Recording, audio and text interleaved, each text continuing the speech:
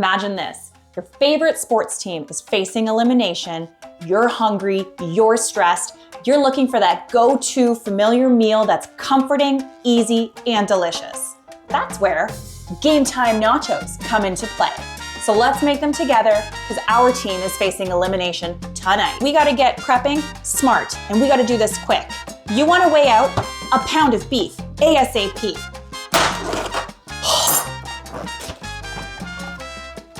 Slap it on there. Just get a pound. Great. Toss it in your pan.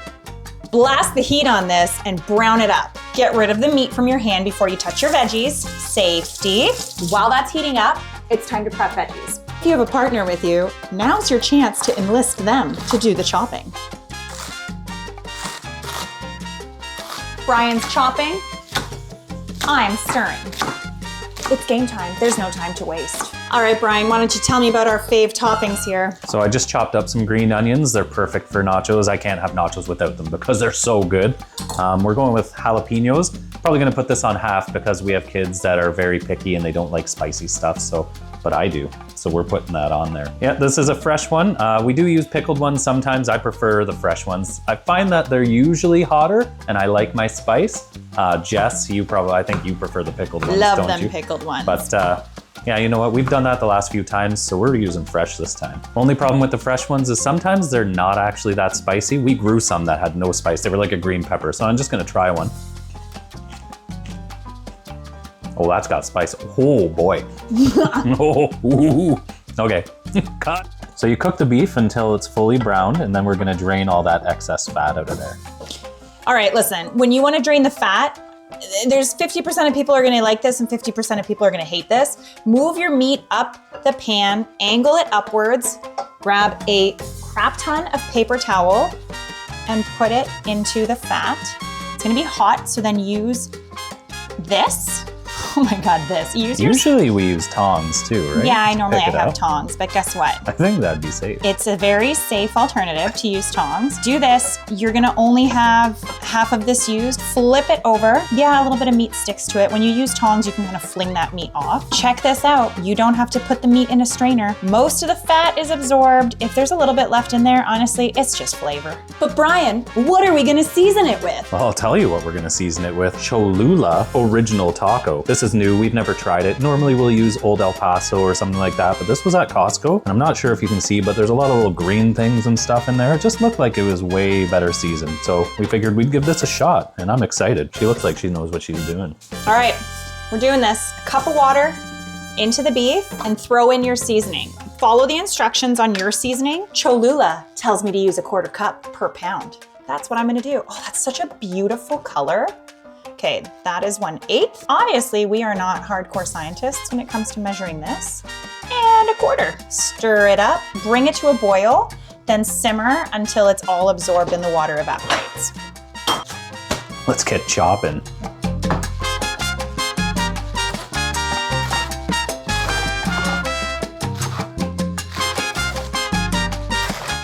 All right, well, the meat is sizzling away and the water's evaporating. The flavor is just getting in there. Preheat your oven to 400 degrees Fahrenheit.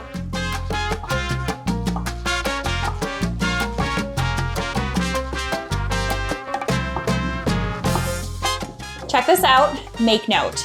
All your toppings, nice and organized. Lettuce, tomato, jalapeno, black olives, green onion. Everything is drained, everything's in one place. We got sour cream, we got salsa. I'm not putting these in new tubs. They come in their own. Why make more dishes? Want a little bit of spice, but not too much? Pickled jalapenos might be your friend. Got kids and dipping into sour cream might be a disaster? Get a spread that you can drizzle on their nachos. Majority of the liquid has now evaporated. I like a little bit, so you could still see a little bit of moisture in there. I don't like it drier than the Sahara. That is perfectly cooked taco beef. Let's put our nachos together. And sometimes when you're really stressed about the big game, you kind of forget the main thing that you need for nachos, cheese. We have Tex Mex. When it comes time to finally put the nachos together, grab yourself some parchment paper to cover up your pan so it stays nice and clean. Pop that on there and we are ready to put the chips on. Speaking of chips, our go-to is the Kirkland K-Pasa. They are amazing. They're a perfect thickness so that when you put everything on them. They don't get really soggy. They hold all the toppings and they stay nice and crunchy, just the way we like them. I'm not too picky about how these go on, so I usually just dump a pile like so, and I'll spread them out from there. You want to make sure you cover up as much of the pan as you can. We're definitely going to need more chips than this. Just throw them on, Brian, it's game time. You can get a little bit more picky and go around the corners and any big empty spots you might find. You know, just put a few chips here and there. You don't have to be perfect, good enough. First thing that we like to put on after the chips are there and ready, we'll grab some meat and try to kind of just somewhat carefully sprinkle it on to get equal coverage amongst all of the chips, as best as you can anyway. Sometimes you have little monkeys in your kitchen playing ball too, but we still cook. Again, it doesn't have to be perfect. Either way, it's going to be delicious. You're a little monkey. You're usually going to have some meat left. You're not generally going to use an entire pound. If you use that whole pound on there, you'd probably end up getting super soggy chips. Once the cheese is all melted, you can get all that. So I would say this is probably a good amount. If you want more, you could try more, but this is kind of how we like it. He lied. He's Maybe going in for more. Just a bit more, just a bit more. The issue is normally I end up eating half of this from the pan before we start spreading it. So that's why. I think I know the real issue, Brian. What? You're nervous about this game. I'm so nervous. So we'll just keep dropping olives until we're happy. Again, you're not going to use the entire can, otherwise you would have way too many olives. We tend to use black. You can use green olives, but the flavor of green is quite a bit different. I'd say they're a lot stronger than black. I feel like black is a nice flavor for these. Next up, we're gonna cover this in cheese, the cheese that we forgot to bring out in the original shots. But again, shredded Tex Mex has really good flavor. It's pizza mozzarella, cheddar, and Monterey Jack with jalapeno cheeses. We'll get a nice good spread of these cheeses on here. I used to be the type that always thought, you know, you can never have too much cheese, but honestly, I don't think that's true anymore. It's okay to basically be able to see the toppings underneath because you want somewhere to actually grab the chips from. And the mixture of the cheese with the meat and everything, you don't want to have the chips too soggy, so still put a lot of cheese, but you don't need a crazy amount. So the way we tend to do it is the green stuff goes on top of the cheese. So we're gonna put the green onions over top of the entire thing. So we're pretty generous with the green onions. Everybody likes them and they taste great. And now jalapenos, we're only gonna do half for the adults and leave the other half for the kids. And I did taste one of these earlier and they were very hot, so I'm quite pleased with that. Maybe my mouth will be on fire, so if the team loses tonight, maybe I'll just be distracted by my mouth burning. Brian went to tend to the child, so I'm sneaking a taste.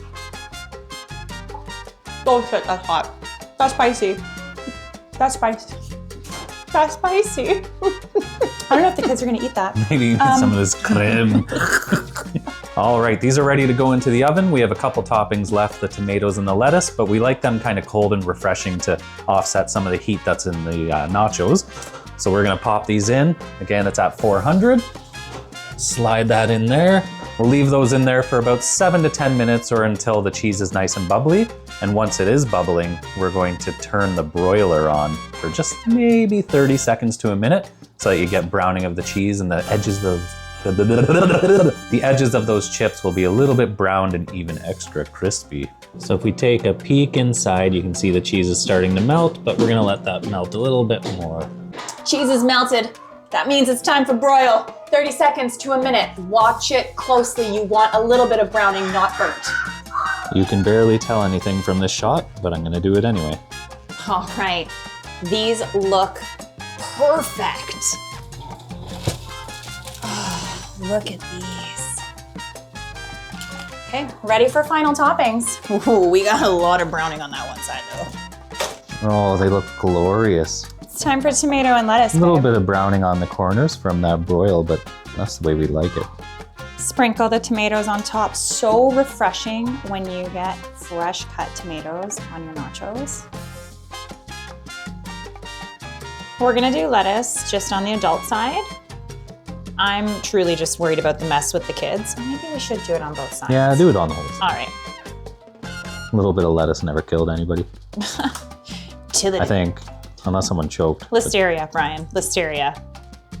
Salmonella? No. Cut that all out. Toss a couple spoons in the sour cream and the salsa. Get your guac ready if you're having it. And now it's time to just eat, watch the game, stress eat, watch the game, and continue enjoying your delicious, go-to familiar game time nachos. Don't be shy. Give that a taste.